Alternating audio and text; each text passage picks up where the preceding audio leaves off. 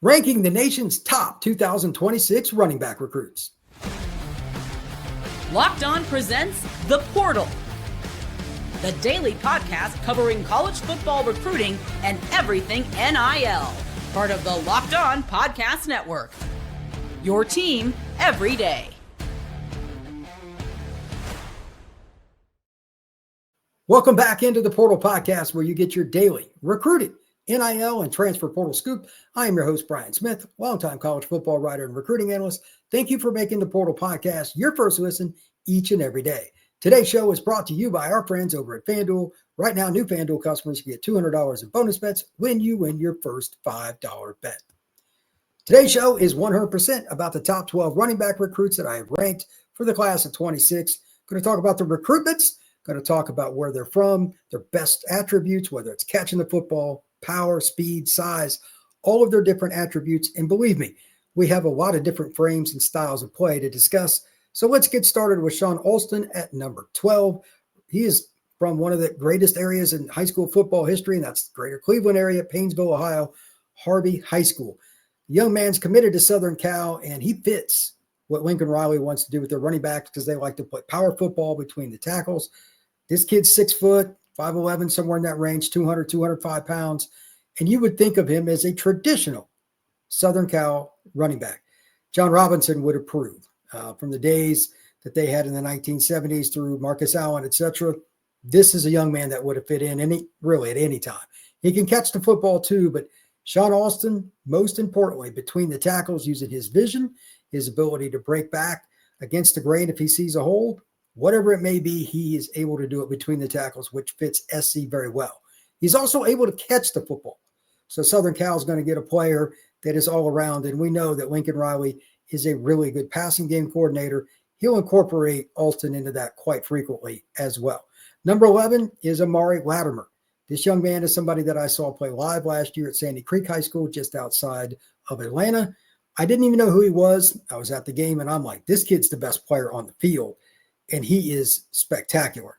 200 pounds. He has the speed to go from one end to the other, be the most electric player on the field. He will block. He will catch. And most importantly, even when you got him hemmed in, he seems to find a way to get 2 or 3 yards.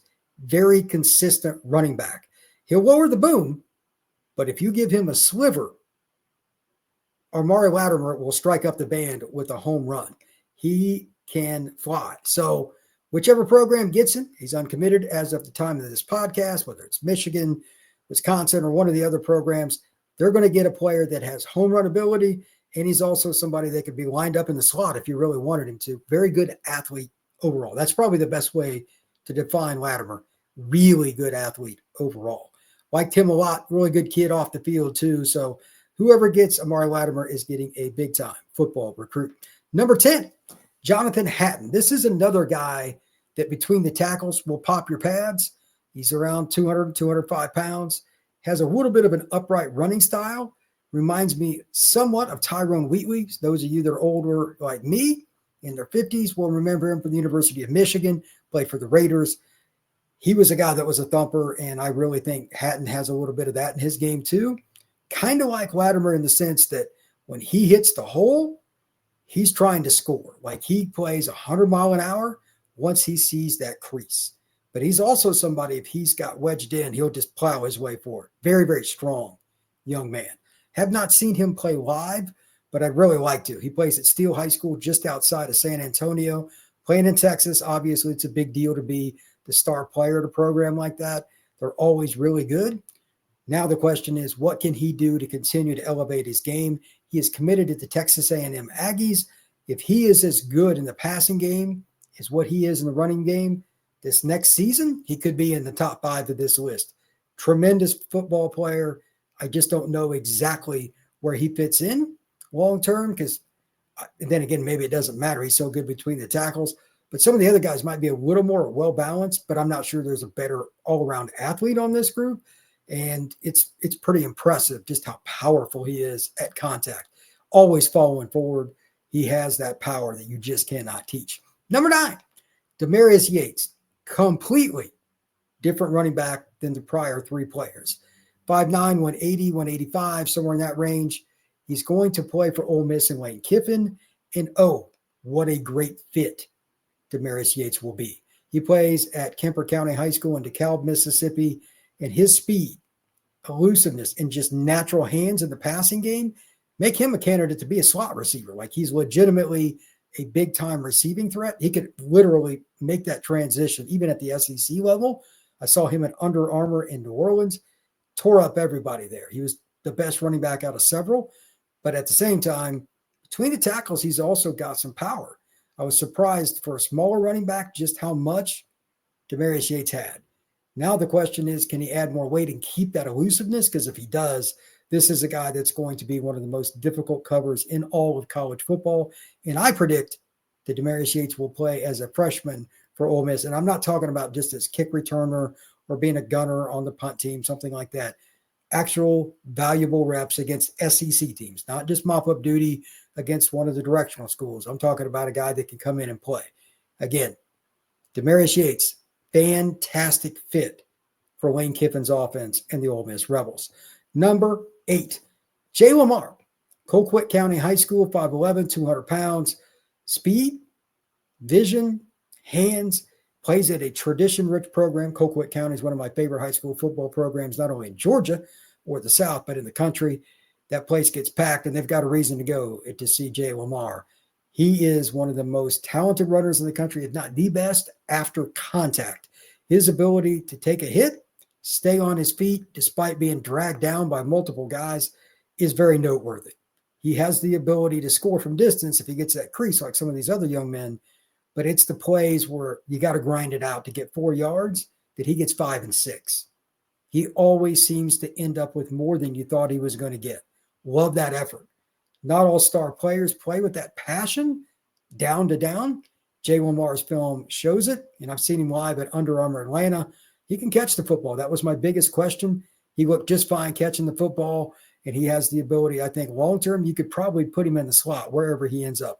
Georgia, Auburn, and numerous other programs, Miami, Florida State, they're all coming after him. We'll see where he ends up. But Jay Lamar from Colquitt County, really good football player. Number 7, from the state of Pennsylvania in Harrisburg, that would be Messiah Mickens. Penn State Nittany Lions picked him up as a commitment a long time ago, and he has stuck with them. He's 5'10", about 215, really strong. He's got huge legs, powerful, downhill football player. But I also saw him play for level 82 and 7-on-7, and I was surprised just how much, A, Mickens looked natural trying to run a route and catch a football for a big running back, and B, even when he didn't get the football for a long period of time, didn't bother him. A lot of star running backs, if they don't get the ball on a frequent basis, they pout.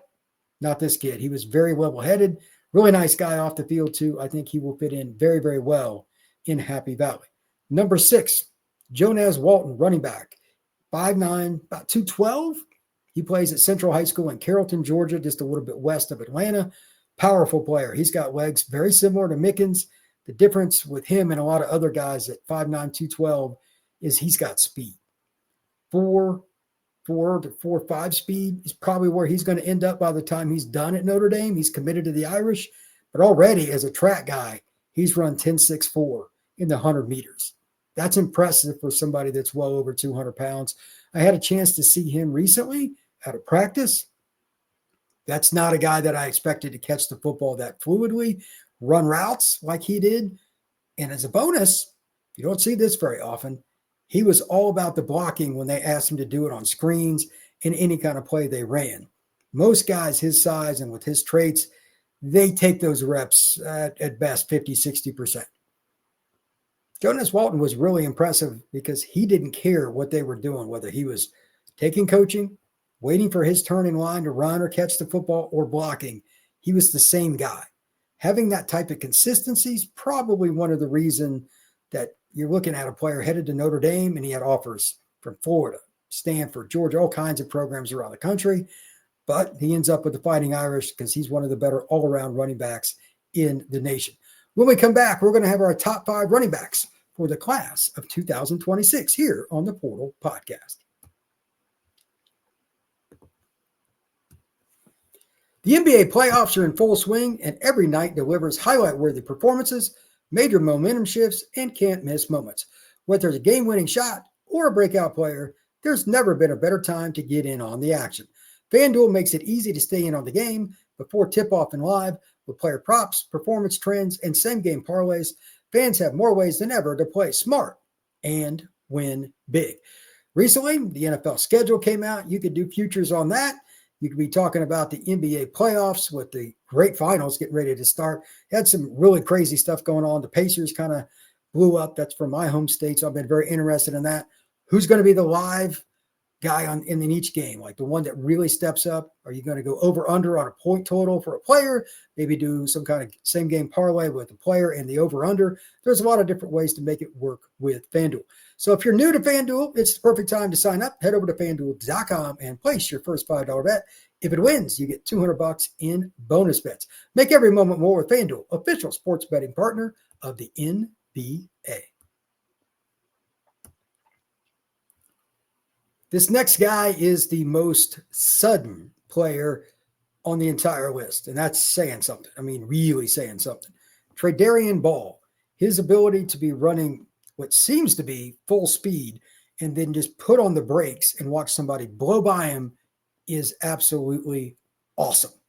He's not the biggest guy in the world. He's 170, 175 pounds, plays at Texas High School in Texarkana, Texas, but my goodness, is he explosive. He has that foot speed that you love, but again, it's the suddenness, the stop and start that makes defenders really think about going for kill shots or even really trying to lunge for him at all. The teams that do the best against him are going to gang tackle. One guy, head up, Tratarian Ball, even at the college or potentially down the line at the NFL level, it will be very difficult to bring him to the ground. He's very, very quick laterally. And again, that stop and start, I think it's the best that I've seen in the class of 26, regardless of position. The other thing about him, as you might expect, he's 5'9", 170. Yes, he is a receiving threat. Put him in the slot, run a screen, throw just a simple flat route. The first guy may think they have him, but what looks like a 1-yard gain becomes a 12-yard first down. Like, he takes the easiest and simplest play and turns it into a gigantic gain.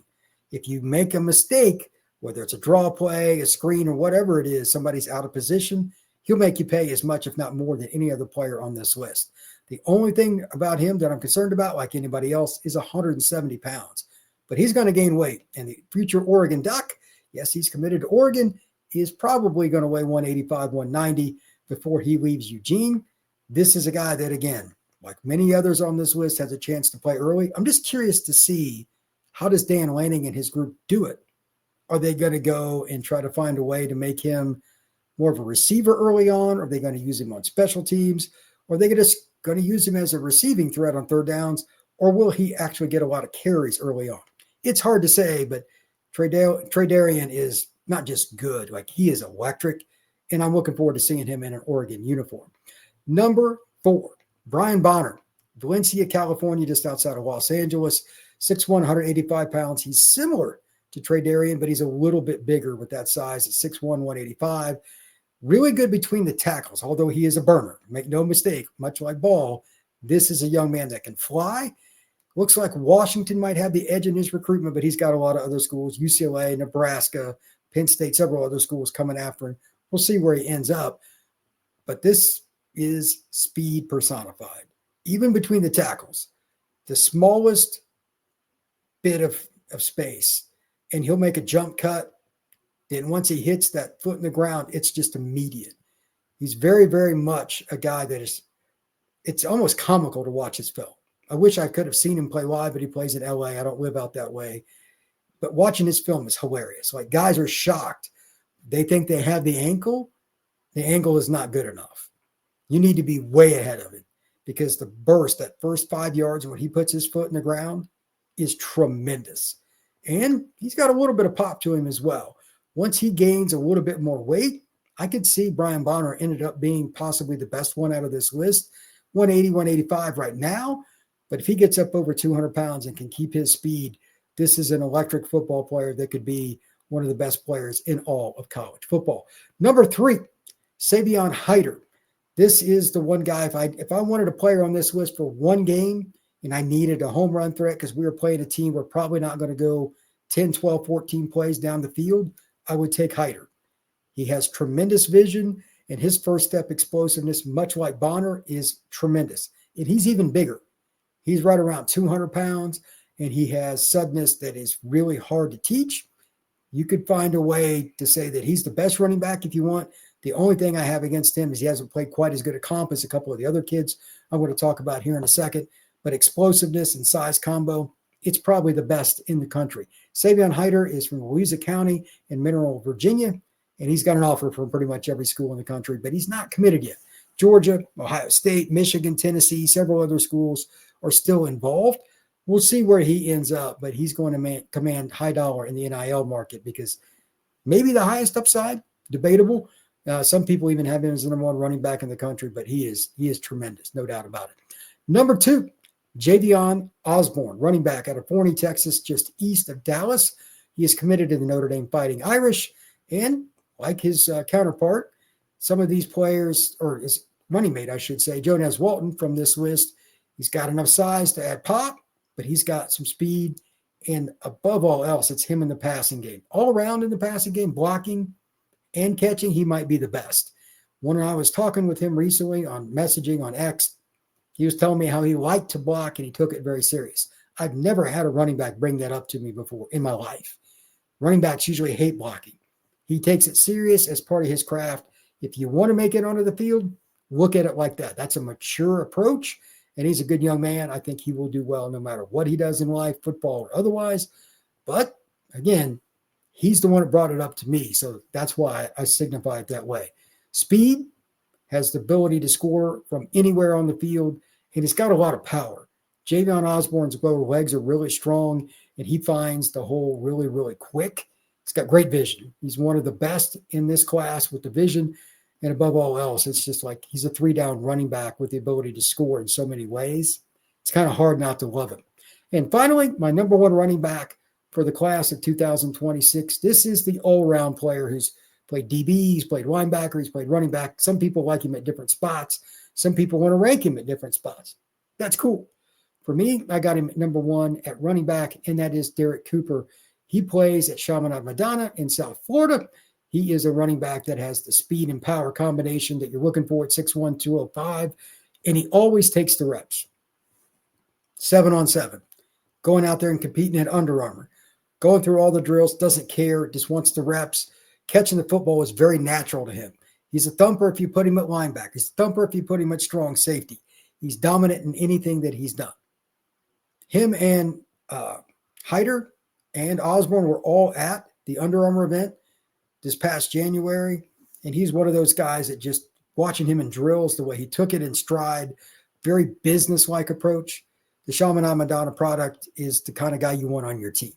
Really nice guy to be around, easygoing, but I think the reason I give him the edge, plays elite competition, natural size, natural speed, and he still hasn't concentrated just on one spot yet.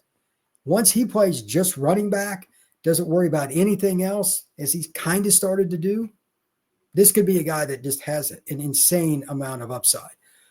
And then finally, just as an add-on, he's a yes sir, no sir kid. Those guys tend to do better at the college level. Coaches don't want to hear what your opinion is. They just want you to do what they ask. Derrek Cooper is probably going to be that guy. We'll see where he goes. Georgia and Miami are probably the most likely bets, but he just visited Auburn, had a really good trip there as well, and other schools are still after him. But Derrek Cooper is an absolute stud. We'll see where he ends up. Thank you once again for making the Portal Podcast your first listen each and every day. We're free and available wherever you get your podcasts and on YouTube. Please like, please subscribe, and please come back and share this podcast. We will see you again soon here on the Portal Podcast.